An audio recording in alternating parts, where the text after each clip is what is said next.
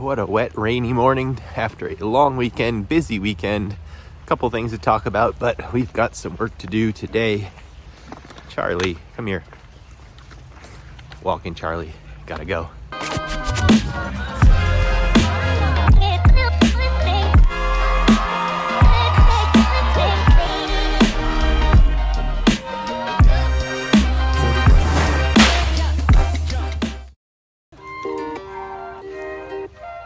The Boston Marathon, Charlie. It's the Boston Marathon.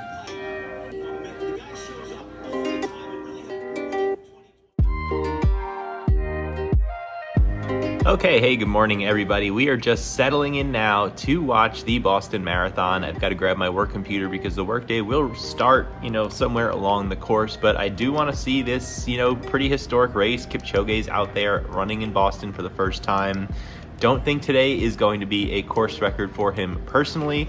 The weather's not great over here on the East Coast, so probably not Boston course record weather. It's still going to be an exciting race. He's still chasing his 5th star of the World Marathon Majors. Definitely want to check it out. So I'm going to get my coffee ready and get my workout, and this is how we're going to spend the morning. But I had a fun weekend. I did a lot of driving, spent about 7 hours in the car. Megan had a work event for her new job that she just started up here, so there was an event going on Saturday. I ended up going into New Jersey, where I spent some time at the indoor snowboarding place. There was a actual banked slalom course set up and race. Burton, who's a snowboard brand, was out there doing the event. Then Sunday, we left again from Beacon out to Long Island. It was my sister-in-law's 30th birthday, so Megan's sister. We had a lot of fun out at my summer home. Check it out. Just kidding, that's not my summer home. I wish. But that was an arboretum. It's called the Bayard Cutting Arboretum out near Oakdale on Long Island. And we had a really nice time just walking around the grounds, and also had a little bit of a tea party. So my first real tea party experience. There was a guy's table there as well, so we could all join in. But the tea was great. The pastries, the sandwiches were actually really good. So lots of fun this weekend, and that really catches you up on my life. So we'll be doing a run later today after we check out the Boston Marathon and catch up on some work.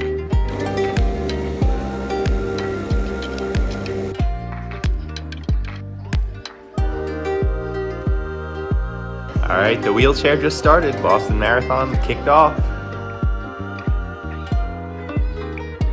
And there go the women wheelchairs.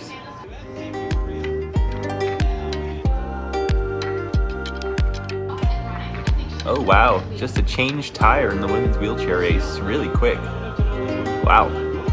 As that happens, the men's is about to go. Kipchoge is on the line.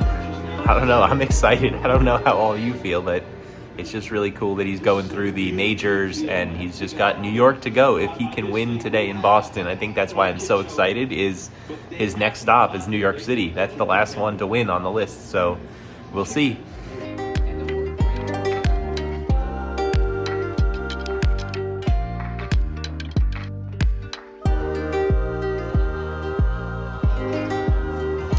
Men's wheelchair Hugh is about to break his own course record.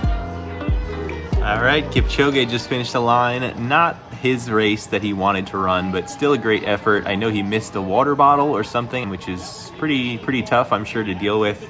I'm interested to hear a little bit more about what he has to say afterwards, and just talk about how the course either got to him or how he handled it all.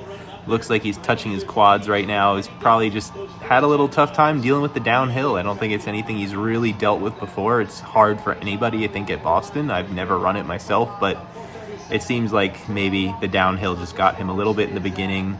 Like I said, he's very used to flat courses, so I don't know. Interested to hear more about him. It's just thoughts from me, the way I'm looking at him over the finish line now. Scott Fauble just got 7th place for the 3rd time in a row. He knows how to run that course really well, so he did awesome. And it looks like Emma Bates is still up there with the lead women's pack at this point, so I can't obviously share too much of the race on this channel because I don't have the rights to do so, but hopefully the little clips don't get me too much in trouble. And it's been fun watching this race. I'm going to finish out the women's race before I go out for my own run at lunch. And hopefully it stops raining on me so I can go for a run. But either way, inspired by these people out here at the race, they're running in the rain, so I can do the same.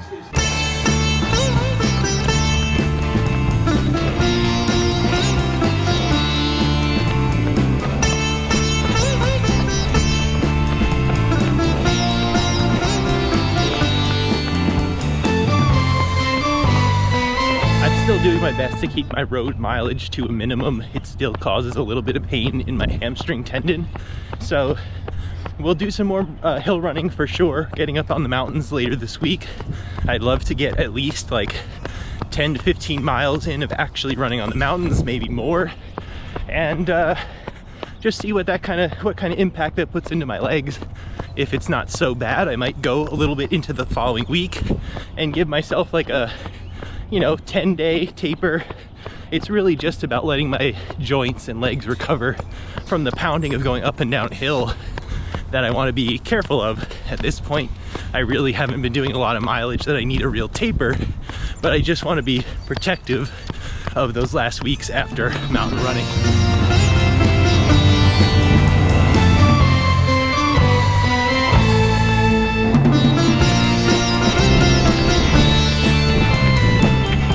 The humidity is back today, for sure. Very sticky out. Even though it's not that hot, it's definitely humid.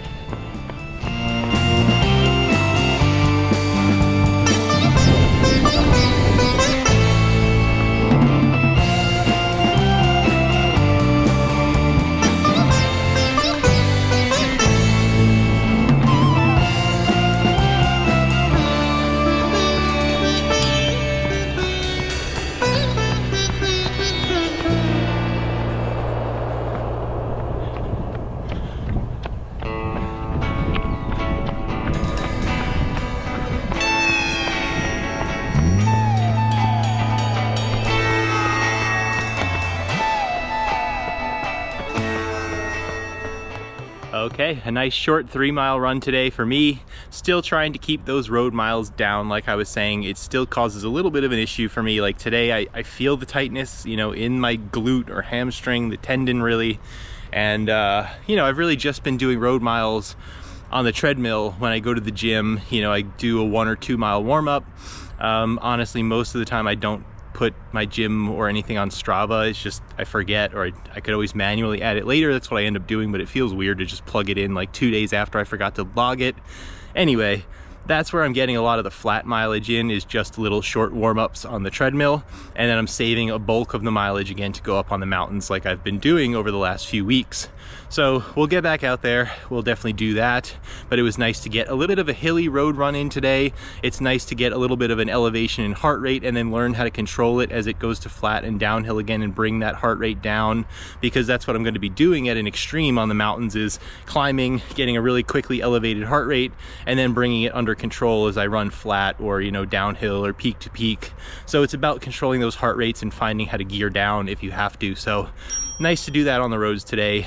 Came out to about 141 beats per minute, and I'll put all the rest of the stats on the screen. So pretty easy, pretty controlled, and very happy with how everything looks. So that's the end of today.